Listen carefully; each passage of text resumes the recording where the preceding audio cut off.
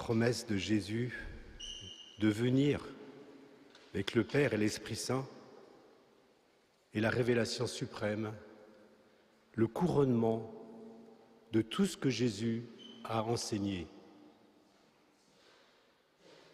Les disciples que nous voulons être, allons accueillir Dieu dans la plénitude de son amour. Certes, nous le faisons en accueillant Jésus dans l'Eucharistie, alors vivons-le avec ferveur. Soyons vraiment témoins du Christ et rayonnons son amour. Le monde en a besoin,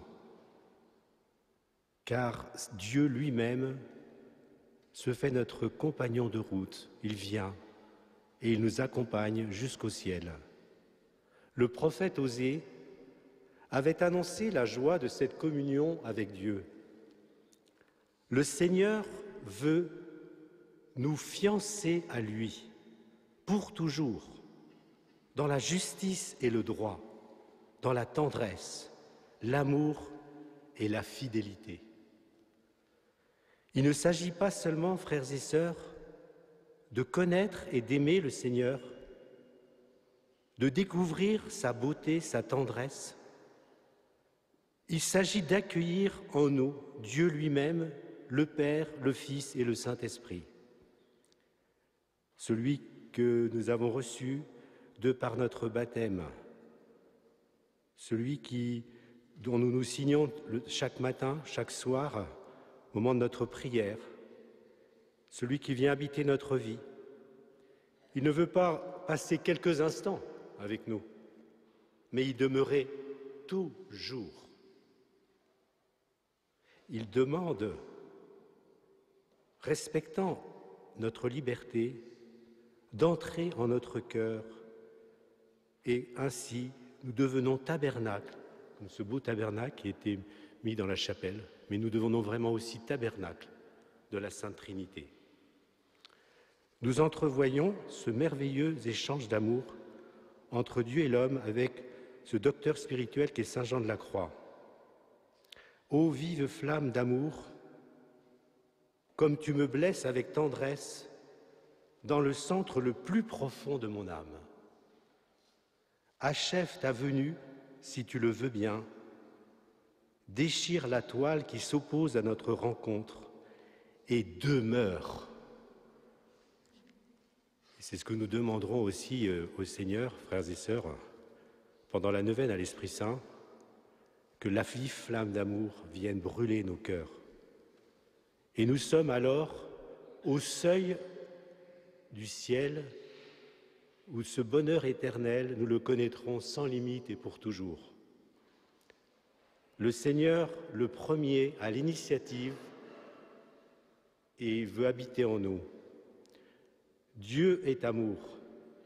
Celui qui demeure dans l'amour demeure en Dieu et Dieu demeure en lui. Et ce n'est pas seulement demain que Jésus veut résider en nous, c'est maintenant. Il frappe à la porte de notre cœur. Si quelqu'un entend ma voix et il m'ouvre la porte, j'entrerai pour souper avec lui, moi près de lui, lui près de moi. Le Seigneur veut entrer et demeurer en nous. En nous donnant son Fils, le Père nous a tout donné. Nous savons qu'il nous l'a donné d'abord comme petit enfant dans l'incarnation, mais aussi comme pain de vie, et ce pain qui a donné sa vie, le pain qui s'est donné sur la croix et qui est ressuscité. Je suis le pain de vie. Nous sommes à toi, Seigneur, car déjà tu es à nous. Oui, tu nous as tout donné en nous donnant ton Fils. Tu nous as tout donné aussi en ce Fils miséricordieux que nous pouvons invoquer avec le chapelet La Miséricorde divine. Jésus, j'ai confiance en toi. Et en offrant sa douloureuse passion pour le salut de nos âmes. Alors, en nous laissant purifier, pardonner, nous pouvons vivre intensément cette vie dans une paix profonde, cette paix que Jésus a acquise sur la croix et qu'il donne le matin de la résurrection, la paix soit avec vous. Le Christ nous donne cette paix, pas à la manière du monde, mais dans la ferveur et dans la vérité. Ce n'est pas une paix conclue à la hâte, qui malheureusement ne porte pas de fruits. La paix de Jésus est insurpassable. La paix du Christ, nous la connaissons, frères et sœurs, et nous voulons la connaître justement par le recours à la miséricorde, car vivre en présence de Dieu, vivre dans le silence et la paix, certains et certaines d'entre nous, dans les monastères, le vivent intensément. Ils ne font pas que cela toute la journée, mais ils passent quand même du temps près de Dieu, dans l'adoration. Et cette prière qu'ils font va rayonner sur toute leur journée. Eh bien qu'il en soit de même pour nous.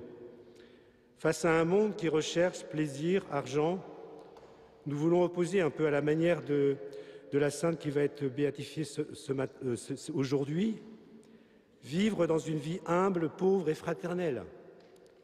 Pauline Jaricot a choisi la pauvreté.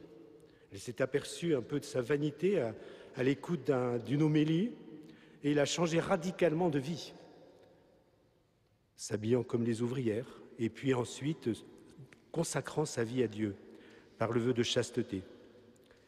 Eh bien, nous avons, nous aussi, frères et sœurs, chacun notre manière, soit dans le célibat, soit dans le mariage, à vivre la sainteté au cœur de nos vies. Prendre part à rendre le monde plus humain, un monde qui a besoin de témoignages d'amour, d'affection humaine, de tendresse, de disponibilité, d'accueil, d'écoute. Que le Seigneur nous aide aussi à comprendre que la vie trinitaire qui est en nous peut grandir à chaque moment où nous posons des actes vrais, des actes d'amour, des gestes. Tout ce que nous faisons de bien dans la journée peut faire grandir cette vie. La joie de Dieu habite nos cœurs. La joie de Dieu rayonne. Et les deux lectures des Actes des Apôtres et de l'Apocalypse nous ont dit que l'amour de Dieu est sans limite, universel, ouvert à tous, à toutes les nations, à tous nos frères et sœurs. L'amour de Dieu, l'Église est catholique, universelle. Au premier jour de l'Église, Pierre, Jacques, Paul ont dû faire admettre que les promesses de Dieu s'adressaient pas seulement aux Juifs, mais aux païens, que les païens n'avaient pas à accomplir toute la loi, mais simplement vivre dans l'Esprit Saint les commandements de Dieu. Au dernier jour de la marche, l'Église ne formera qu'une seule ville, la ville sainte de toute race, langue, peuple et nation. C'est la vision de Saint Jean dans l'Apocalypse. Le Seigneur Dieu est la lumière. L'agneau éclaire la cité. L'agneau vainqueur illumine tous ses serviteurs et amis. Dieu nous fait goûter la douceur de sa présence. Il nous appelle à être ses messagers, messagers d'une bonne nouvelle.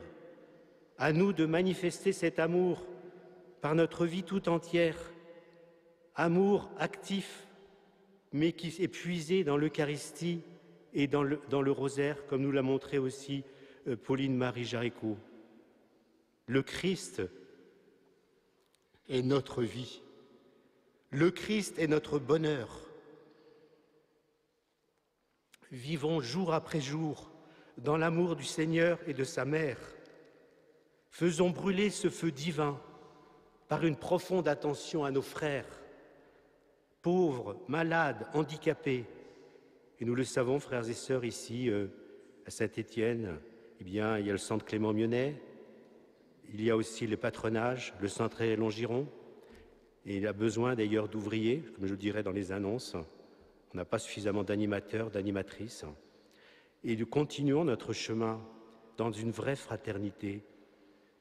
Et remercions le Seigneur d'être l'hôte de nos vies, le passager, mais qui reste toujours avec nous. Ce compagnon de route, il est toujours avec nous. Béni sois-tu, Seigneur, pour ton habitation en notre cœur, pour ta présence pacifiante qui nous permet de surmonter toutes nos épreuves en famille, dans la communauté et dans notre travail, dans notre pays aussi. Ta volonté de nous aimer remplit nos cœurs de joie. Ôte, Seigneur, les obstacles qui nous empêchent de te suivre sur le chemin du ciel. Nous voulons nous rappeler de ta présence en nous. Oui, Seigneur, Père, Fils, Esprit Saint, que ta présence soit pleinement agissante et féconde en notre vie, et que, avec notre chorale, nous chantions la louange de Dieu.